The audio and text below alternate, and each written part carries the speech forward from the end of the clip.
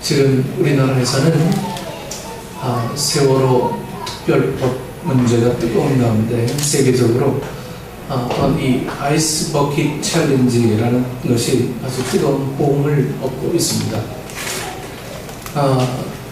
이 아이스 버킷 챌린지라는 것은 누군가의 지명을 받은 사람이 차가운 얼음물을 뒤집어 쓴 것을 말하죠.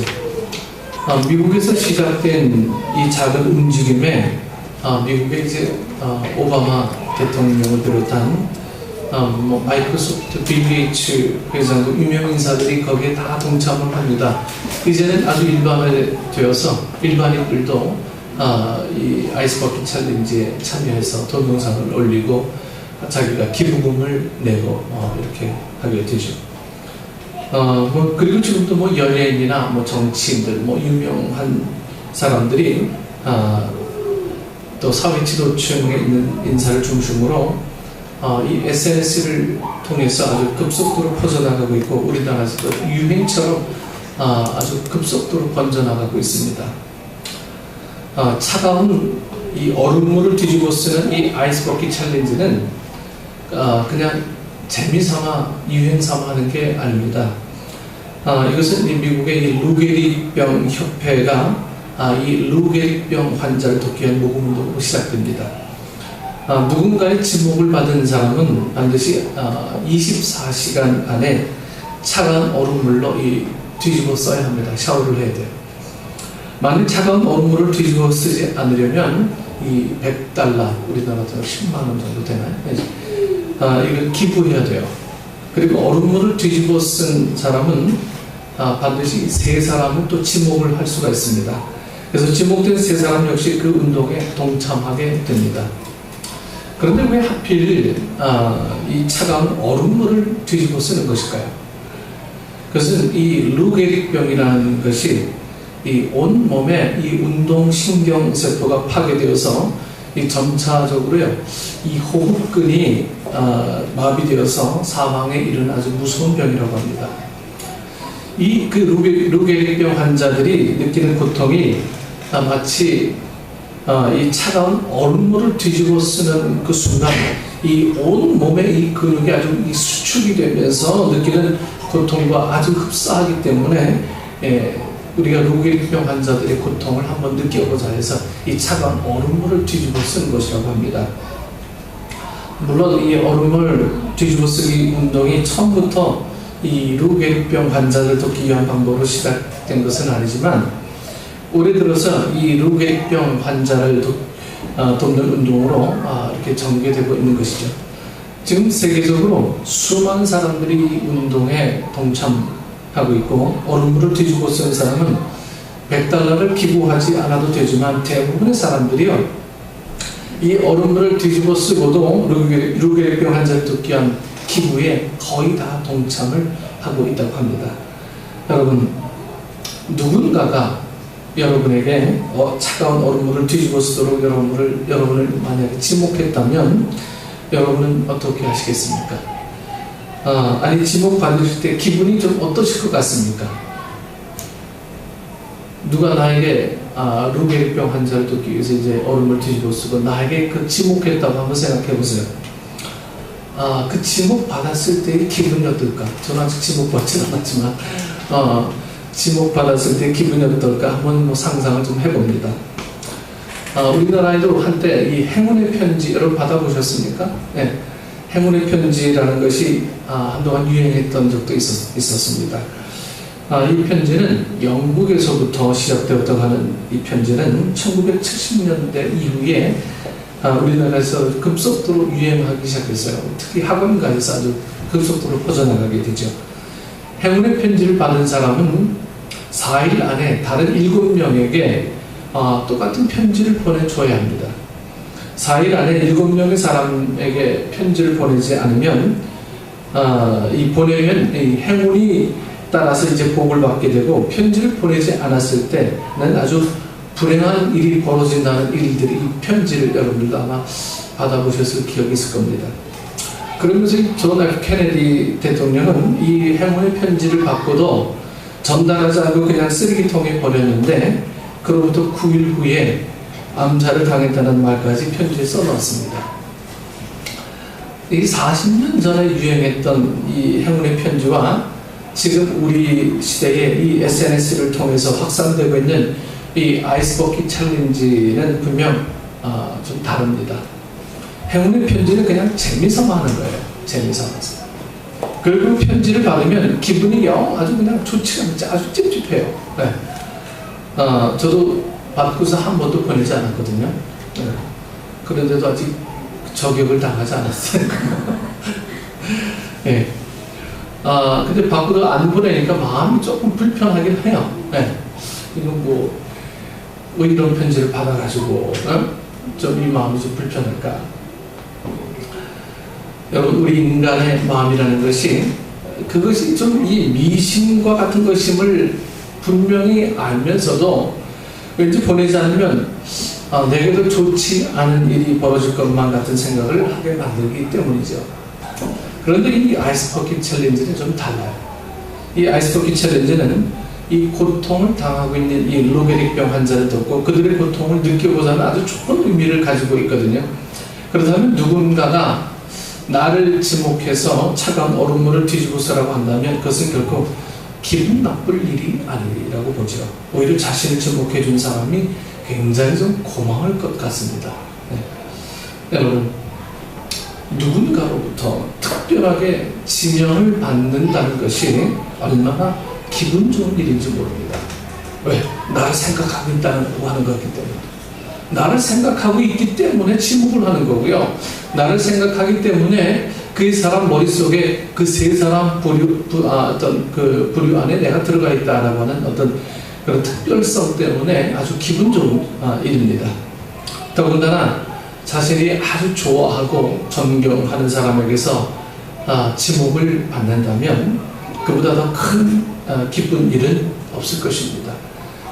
나쁜 일을 하기 위해서 지명을 받는 것이 아니라 선하고 아름다운 일을 위해서 지명을 받는다면 더더욱 말할 것도 없죠. 여러분, 하나님께서는 이사야 선지자를 통해서 이렇게 말씀하세요. 이사야 43장 1절 말씀에 야곱아 너를 창조하신 여호와께서 지금 말씀하시느니라. 이스라엘아 너를 지으신 이가 말씀하시느니라. 너는 두려워하지 말라. 내가 너를 구속하였고 내가 너를 지명하여 불렀나니 너는 내 것이라.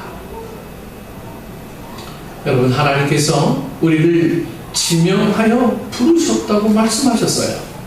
하나님께서요. 세상에 수많은 사람들이 있지만 그 많은 사람들 가운데 특별하게 나를 지명하여 부르셨다는 거예요. 우리를 그렇게 지명하여 부르신 이유가 분명하게 있습니다. 그래서 우리를 하나님의 것 삼으시기 위해서죠. 내가 너를 지명하여 불렀나니 너는 내 것이라. 우리를 하나님의 것 삼으신다는 뜻은 하나님께서 우리의 모든 삶을 책임져 주신다는 거예요. 우리가 하나님의 소유가 되면 하나님께서는 당신의 소유가 된 우리를 당신이 책임져 주십니다. 여러분, 그렇지 않겠습니까? 하나님의 것인 우리가 손해를 보면 하나님께서 손해를 보시는 거죠. 하나님의 것이 된 우리가 고통을 당하면 하나님께서 여러분 마음 아파하세요. 마치 자녀들이 머리가 아프거나 배가 아플 때에 부모들이 막 안절부절 못하는 것처럼 하나님의 소유가 된 우리가 힘들면 여러분 하나님께서 힘들어하세요. 네. 우리 혜빈이도 머리가 아프고 고통 속에 있을 때 혜빈이의 고통 속에서 그들의 부모의 아픔을 바라봅니다. 말을 못해요. 말을. 뭐라고 표현해야 될지 말을 못해요. 네. 하나님이 아마 이런 마음이 아닐까 짐작해봅니다. 무슨 말을 해줘야, 무슨 말을 해야 이렇게 될지 아무것도 생각이 나지 않아요. 그냥 힘들어요. 우리를 당신의 것 삼으시기 위해서 지명하여 부르신 하나님께서는 오늘 우리를 이 믿음의 사람들로 선택해 주셨습니다. 그리고 우리를 믿음의 사람으로 선택해 주신 이유가 있어요. 오늘 본문에서 하나님께서 우리를 선택하신 이유를 말씀해 주십니다. 사도 바울은 이 데살로니가 교회에게 편지를 쓰면서 마땅히 하나님께 감사한다고 먼저 말씀하죠.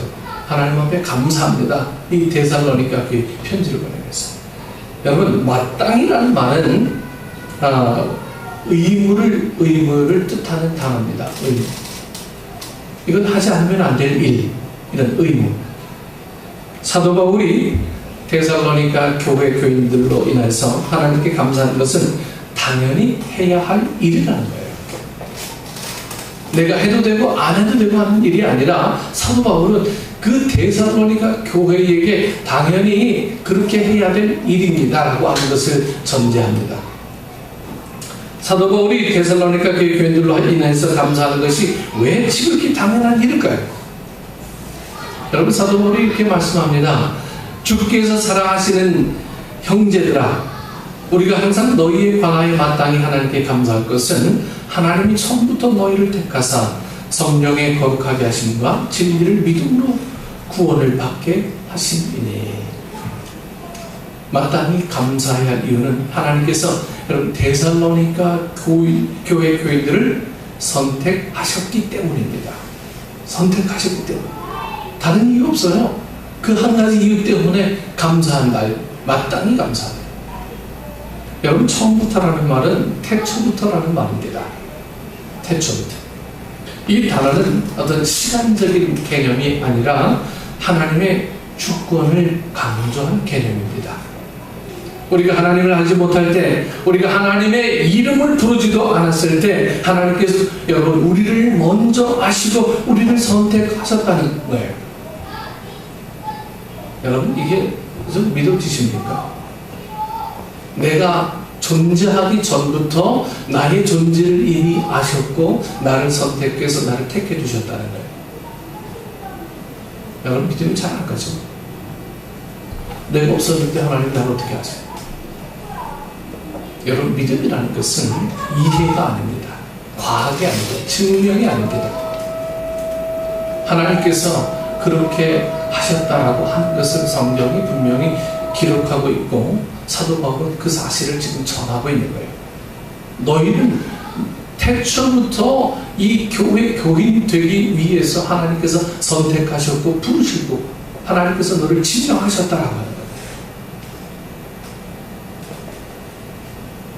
사도 바울은 그의 편지에서 계속해서 우리에게 그것을 강조합니다. 우리가 하나님을 선택한 것이 아니라 하나님께서 우리를 선택하셨다고 말합니다. 사실 우리는 하나님에 의해서 지으심을 받았고 하나님의 은혜 가운데 살아가고 있으면서 하나님을 모른 채 살아왔습니다. 그런 우리를 하나님께서 지명하여 부르시고 우리를 선택하셔서 구원의 자녀로 살게 하셨어요. 그 모든 것은 전적으로 하나님의 일방적인 은혜입니다. 내가 노력해서 얻은 결과물이 아니라고 하는 거죠. 그래서 성경은 우리가 구원받은 것이 전적으로 하나님의 은혜요 선물이라고 계속해서 반복해서 성경의 구약을 통해서 신약을 통해서 계속 이야기합니다. 에베소서 2장 8절 말씀에서 하나님께서 이렇게 말씀하십니다. 너희는 그 은혜에 의하여 믿음으로 말미암아 구원을 받았으니 이것은 너희에게 난 것이 아니요 하나님의 선물이라. 은혜에 의하여라는 말이나 하나님의 선물이라는 말은 여러분 같은 뜻입니다. 같은 뜻입니다. 우리가 하나님을 위해서 뭔가를 해드린 것이 없는데 하나님께서 일방적으로 우리에게 거저 주셨다는 거예요. 바꿔 말하면 우리가 하나님께로부터 선택받고 구원받을 만한 자격이 전혀 없는데도 하나님께서 우리를 선택해 주셨고 우리에게 구원을 주셨다는 것입니다.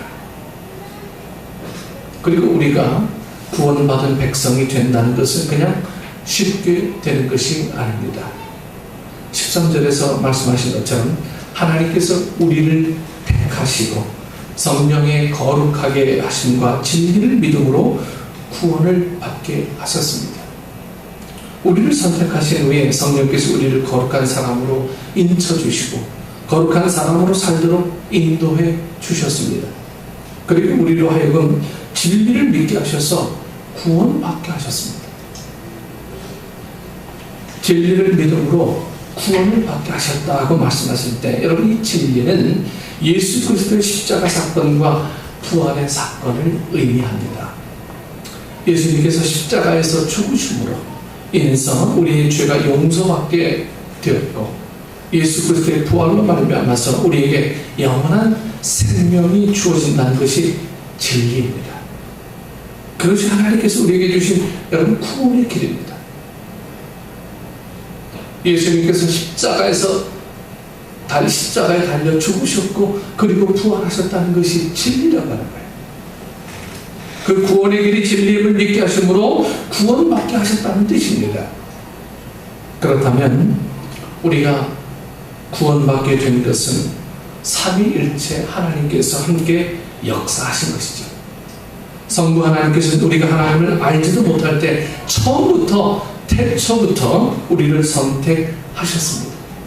그리고는 성령께서 우리를 죄에서 씻어서 거룩하게 하셨고, 성자 예수 그리스도의 십자가의 은혜를 깨닫고 믿음으로 구원받은 백성이 되게 하셨기 때문입니다. 그렇게 우리를 구원하시기 위해서 삼위일체 하나님께서 모두 역사하셨습니다. 그러면 왜 그렇게 삼위일체 하나님께서 우리의 구원을 위해서 다 함께 일하셨냐 하는 거예요. 여러분, 우리의 구원이 그만큼 중요하기 때문입니다. 우리가 구원받는 것은 쉽게 된 것이 아니에요. 이미 오래전부터 하나님의 계획이 있었고, 하나님께서 우리를 선택하셔서 지명하여 부르셨습니다. 그리고 예수 그리스도의 십자가를 통해서 구원의 길을 열어놓으시고 성령의 거룩하게 하심과 역사를 통해서 우리를 거룩한 백성, 하나님의 백성이 되게 하셨습니다. 여러분, 그것이 구원이에요. 그런데 우리의 구원은 여러분 그것으로 끝나지 않아요. 하나님께서 그렇게 우리를 구원하신 이유가 있기 때문입니다. 그래서 오늘 본문에서는 우리를 선택하신 이유라고 말하면서 그 이유를 14절 말씀에서 설명하고 있습니다. 그것은 우리로 하여금 우리 주 예수 그리스도의 영광을 얻게 하려는 것입니다. 성경은 하나님께서 우리를 구원하신 이유를 여러 가지로 가르쳐주고 있어요. 에베소서 1장 5절에서 6절 말씀에서는 우리가 거저받은 그 은혜의 영광을 찬송하게 하시려고 우리를 자녀 삼아 주셨다고 말씀하고 있습니다. 하나님께서는 우리를 통해서 영광과 찬송을 받으시길 원하세요. 그것을 위해서 우리를 구원받은 자녀로 부르셨다는 겁니다. 로마서 8장 29절 말씀에서는 예수 그리스도의 형상을 본받게 하시기 위해서라고 말씀하십니다. 우리가 하나님의 자녀로서 하나님께 영광과 찬송을 드리는 삶을 살기 위해서는 우리 안에 예수 그리스도의 형상이 이루어져야 돼요. 예수 그리스도의 형상. 다시 말하면 예수 그리스도를 담는 모습이 있어야 하나님께 영광과 찬송을 드리는 삶을 살 수 있다라고 하는 거예요. 내 안에 예수 그리스도의 형상을 담지 않고는요, 여러분, 예배의 행위로 구원이 이루어질 수가 없는 거예요. 온갖 봉사와 헌신을 다 한다 할지라도 내 안에 그리스도의 형상이 이루어지지 않으면 여러분들의 구원이 완전하게 이루어질 수가 없는 거죠. 내 안에 그리스도의 형상이 지금 이루어져 가고 있습니까? 아직도 내 안에는 나쁜 것들의 습관들이 나를 묶어서 타협하고 적당화하고 믿음 생활의 기준을 하나님이 정하신 기준이 아니라 내 기준으로 정해서 이렇게 살아가는 우리의 신앙의 삶의 모습을 바라봤을 때 우리의 구원이 정말 이루어졌느냐 하는 것들, 우리의 구원이 정말 이루어져 가고 있는 구원이냐 하는 것들을 우리는 면밀히 살펴야 할 것입니다.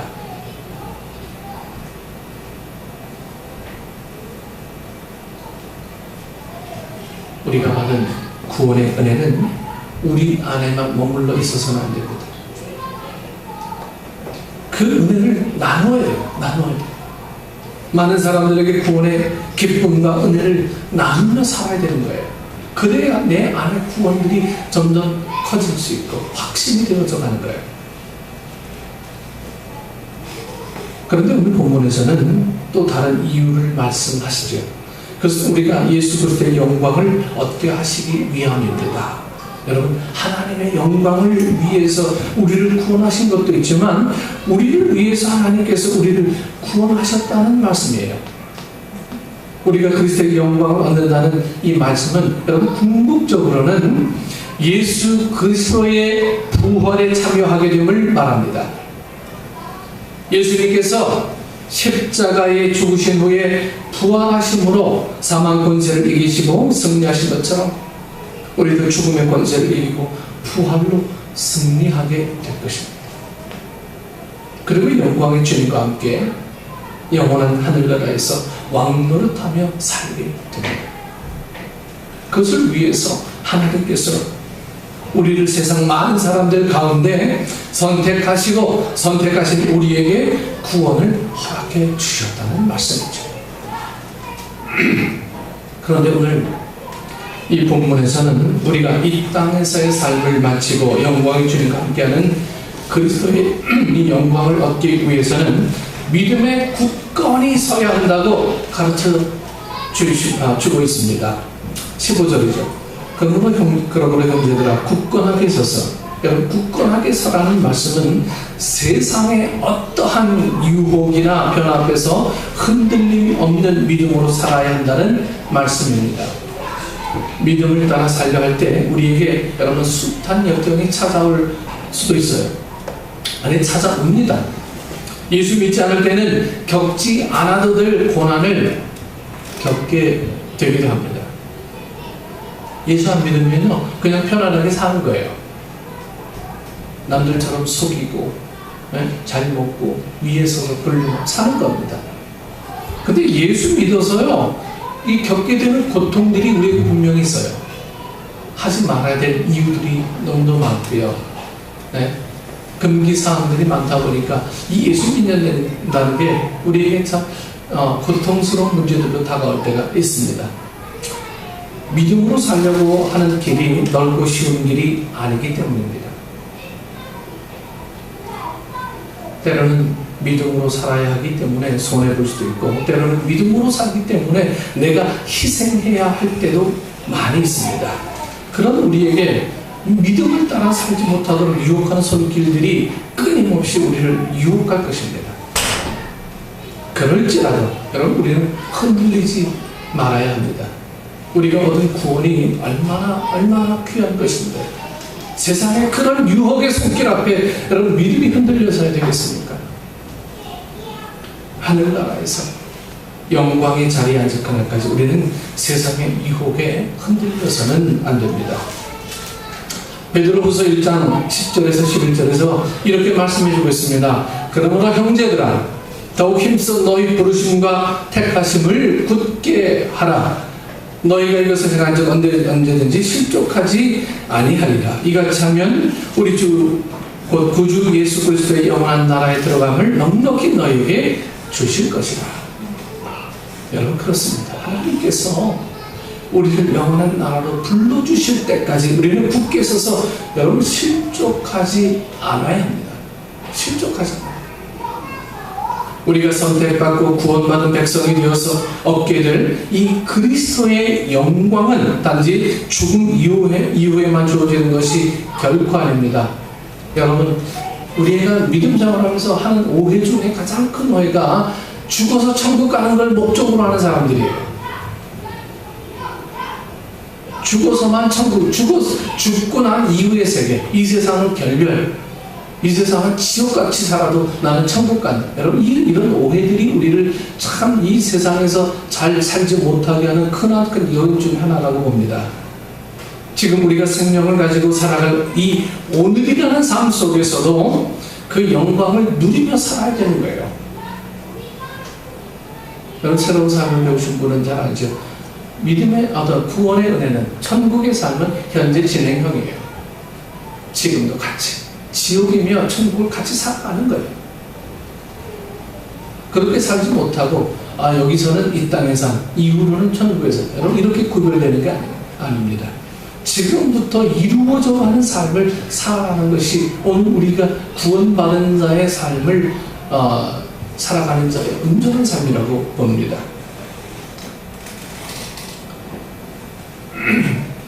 우리가 선택받고 구원받은 백성이 되어서 얻게 될 그리스도의 영광, 여러분 이것은 지금도 계속 이루어져 나가야 될 현재 진행형이고 그렇게 되어야 될 것입니다. 우리가 영원한 하늘나라를 소망하며 사는 믿음의 사람들이라면 여러분 그 나라를 소망하며 사는 오늘 우리의 삶에서도 기쁨과 행복이 가득한 삶을 살 수 있어요. 기쁨과 행복이 가득한 삶.